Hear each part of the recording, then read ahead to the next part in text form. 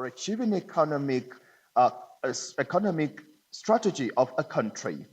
It is designed to shape its entire socio-economic landscape for the year and the future, with the budget allocation serving as a guide for the government's long-term economic vision.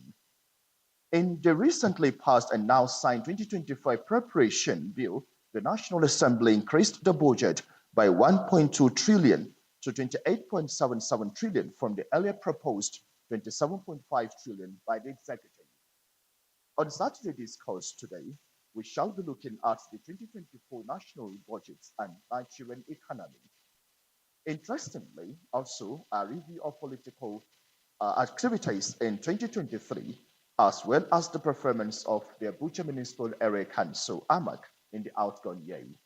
Stay with us on Saturday Discourse from the Unity Station NT Channel 5 Abuja. I am Abdullah Hajia. We'll be right back.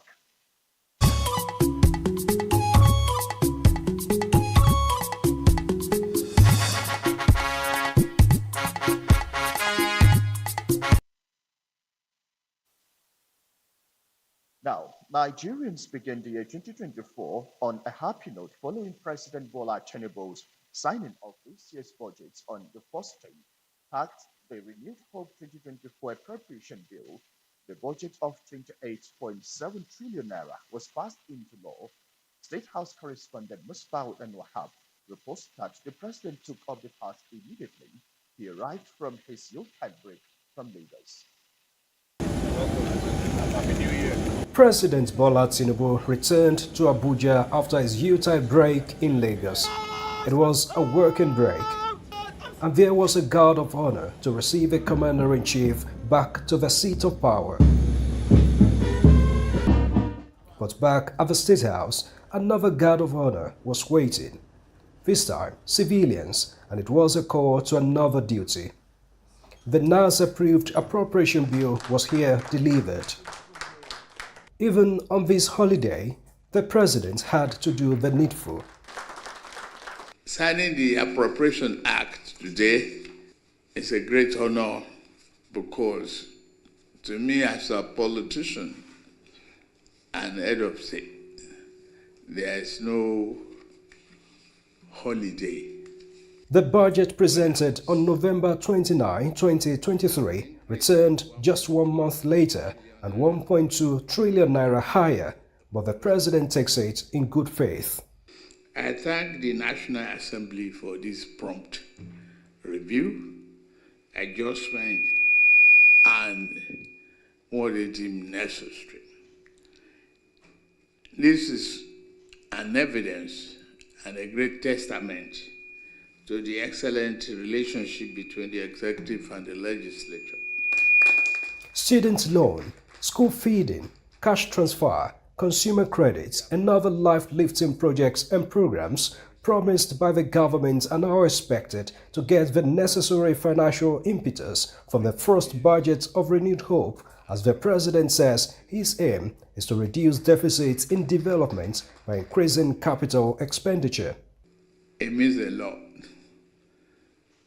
It means where the hope is hanged in development, and particularly human capital development. With the appropriation law now in place as the ginger for performance, the man in front re-emphasized his commitment to good governance. A budget is only as good as its implementation. We will implement it. I want to assure the Nigerians that all the MDAs and our teams have been warned. That's why we even take our time to separate economic planning from finance. The goal is to promote efficiency, dedication, and accountability. If you cannot do that, you may have to leave us.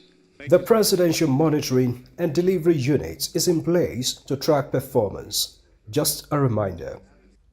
From the State House, Musbao and Wahab, NT News. Talking security now, President Bola Tinubu has asked the nation's security chiefs to ensure that there is conclusive victory against the myriads of security threats assailing the country. Addressing security chiefs and heads of intelligence agencies as the president showed security briefing at the State House, President Tinubu said while good progress is being made with the elimination of some security threats across multiple theaters, success will ultimately be defined by a final conclusion on the multidimensional menace. In a statement by the presidential advisor on media and publicity, Anjure Nglali, the president pointed out that the country has much investments to make in soft and physical infrastructure and social security, in MSME, empowerment, and other growth enablers. He added that his government is pursuing a $1 trillion economy in the next few years and that the efforts will undermine without finally wrapping up the country's progressive onslaught against enemies of progress. He encouraged the security chief, saying, the confidence of Nigerians in their capacity is rising, and they are appreciative of the sacrifices of the servicemen and women.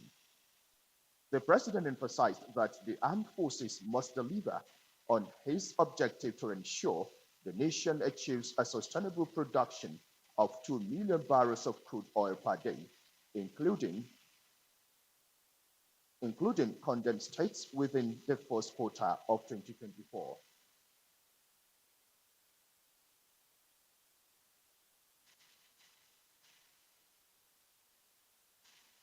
As part of its effort to rejig the security architecture and provide effective protection of the post-primary and secondary schools across the Federation, the Commandant General of the Nigerian Security and Civil Defense Corps, NSCDC, Dr. Ahmed Abubakar Audi, has approved the immediate appointment of Ahmed Abondirin as the new commander of the National Safe School Response Coordination Center.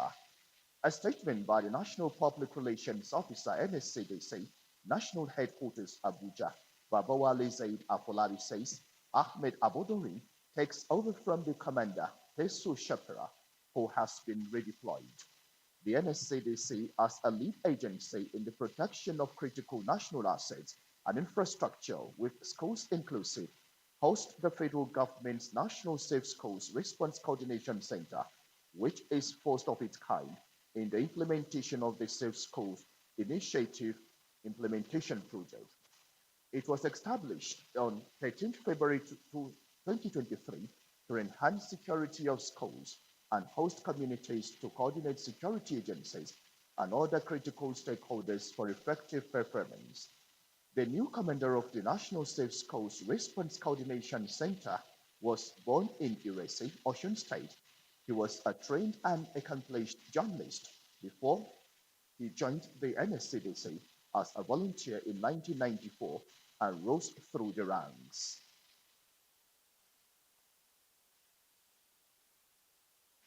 Stakeholders in politics in the FCT have described the 2023 as eventful and full of surprises, with the social media playing a significant role.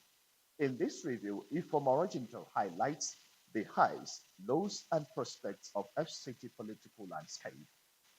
Many view 2023 as a historic political year marked by increased youth participation, especially in the FCT. INEC FCT took proactive measures for a smooth February general election. The electoral body extended registration deadlines, decongested polling units, and conducted a mock accreditation exercise to test BVAS functionality. With more than 1.5 million registered voters and 2,822 polling units, INEC FCT aimed for a free and fair election. Every one of us will believe that, or will agree that it came with lots of surprises to us as political players. Certainly, so many things that happened were not expected, right? And of course, To those of us who are within the ruling party, it came with lots of surprises.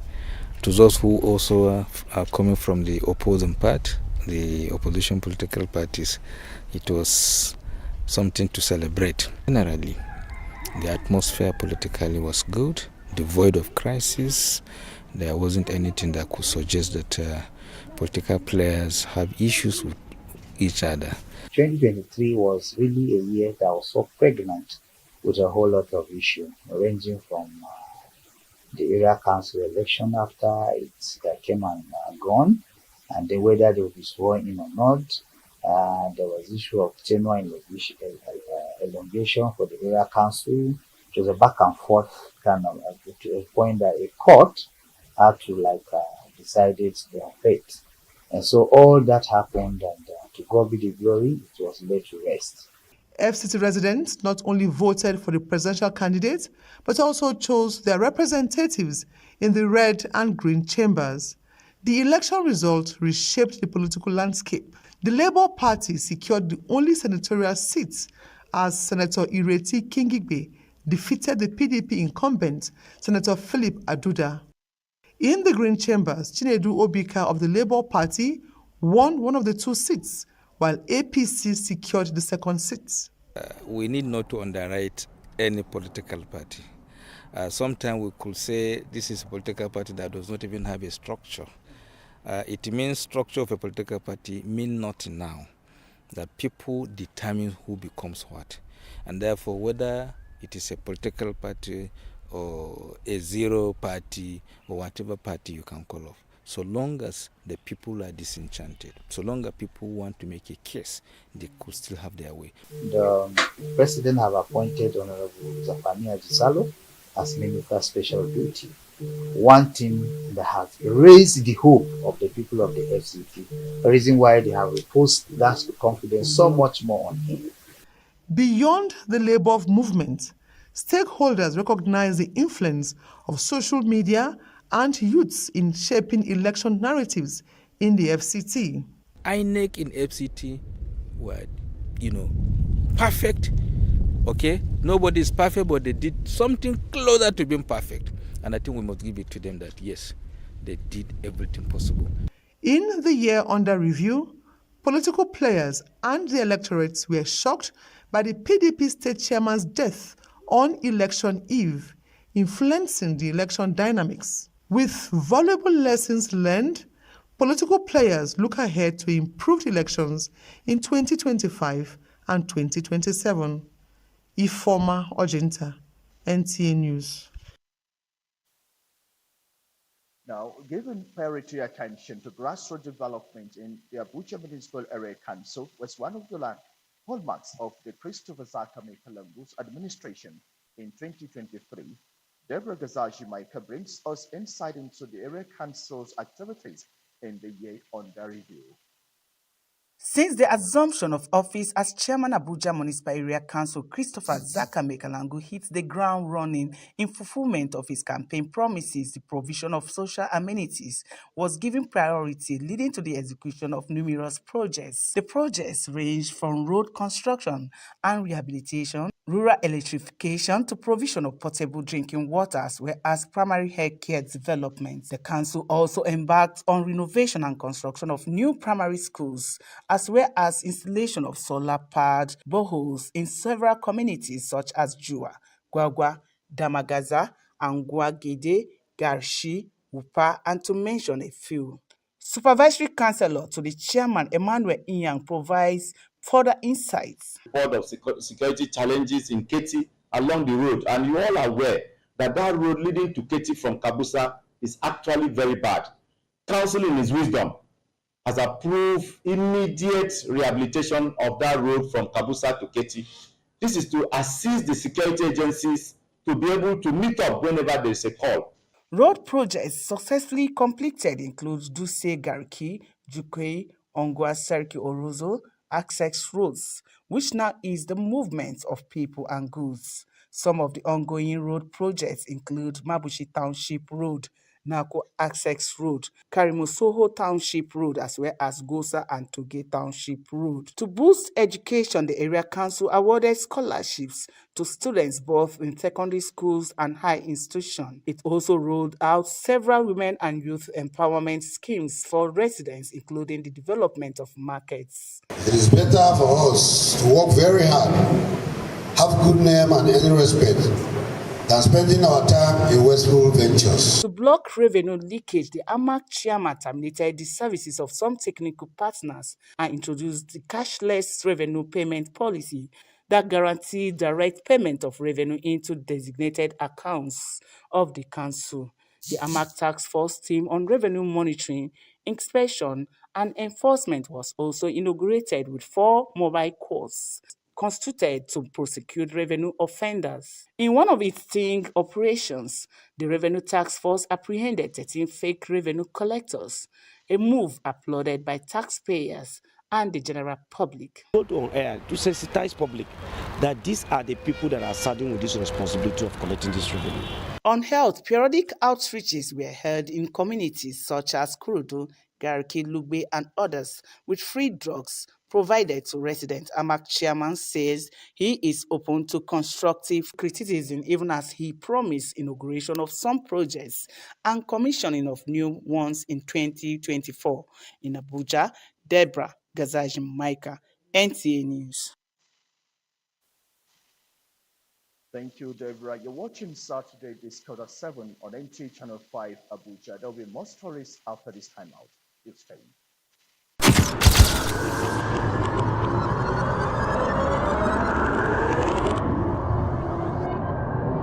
Good evening. Glad to have you join us. Thanks for joining us on Weekly News Wrap. Thank you very much for having me. And it is on that note we welcome you to today's edition of the program. I will celebrate creativity, lasting impressions. There's no book stating that this is the role for men.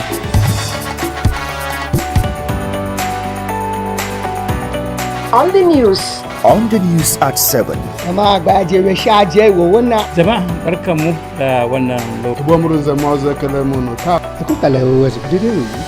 latest station, NTA Channel 5, Abuja. Would say have a lovely day.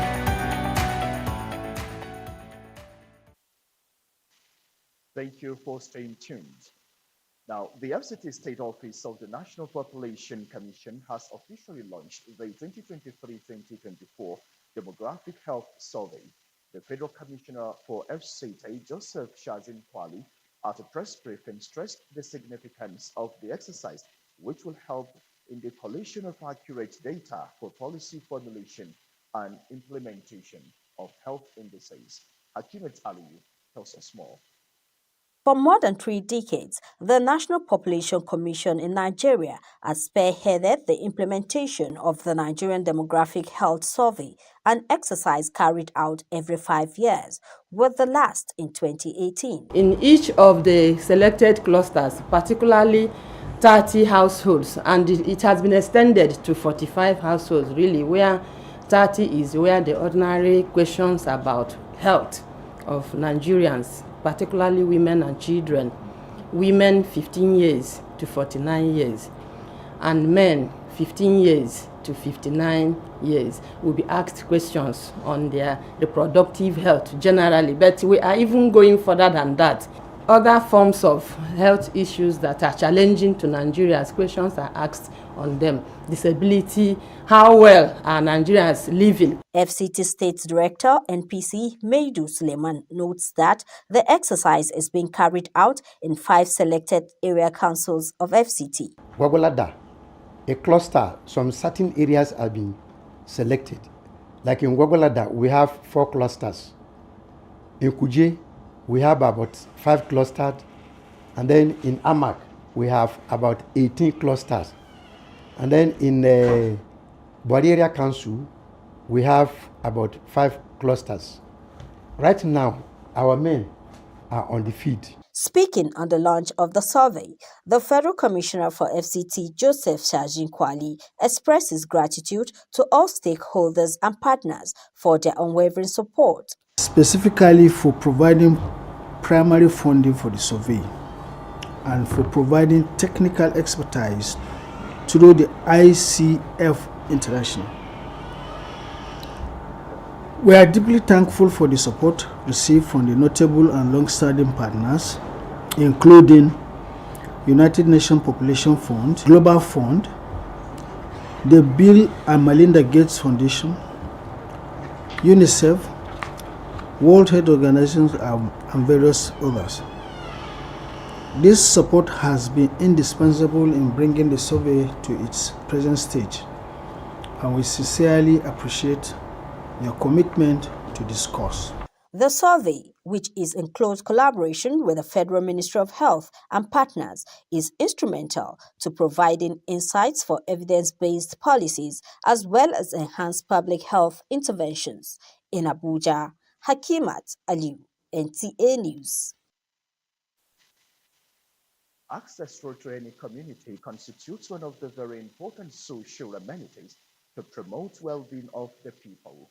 And where such is non-existent, development is beclouded, just as our correspondent reports from the experience of Sabon Lugbe community of the Abuja Municipal Area Council of the FCT.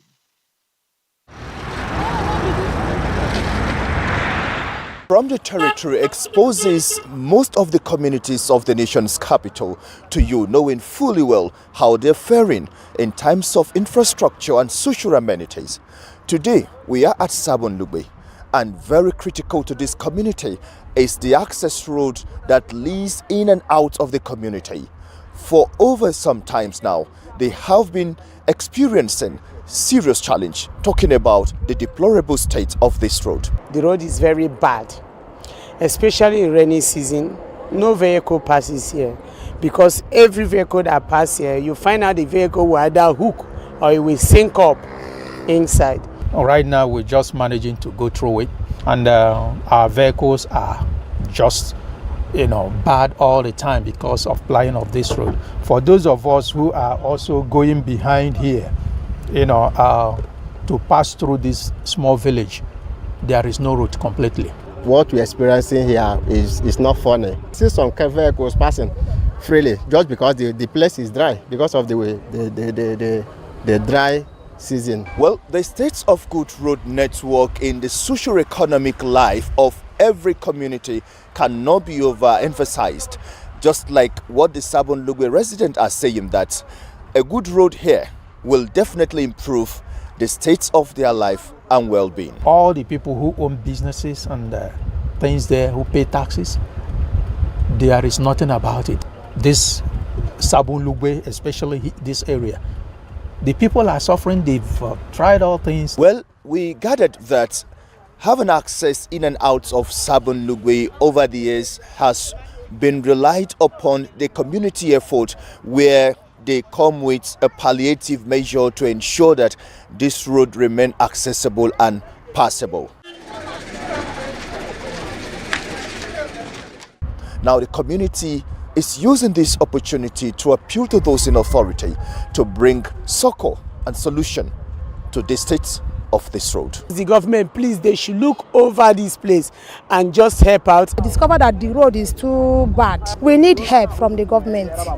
At least if government can help us do the road very well, we appreciate them. Abdullah Hajia, NTA News.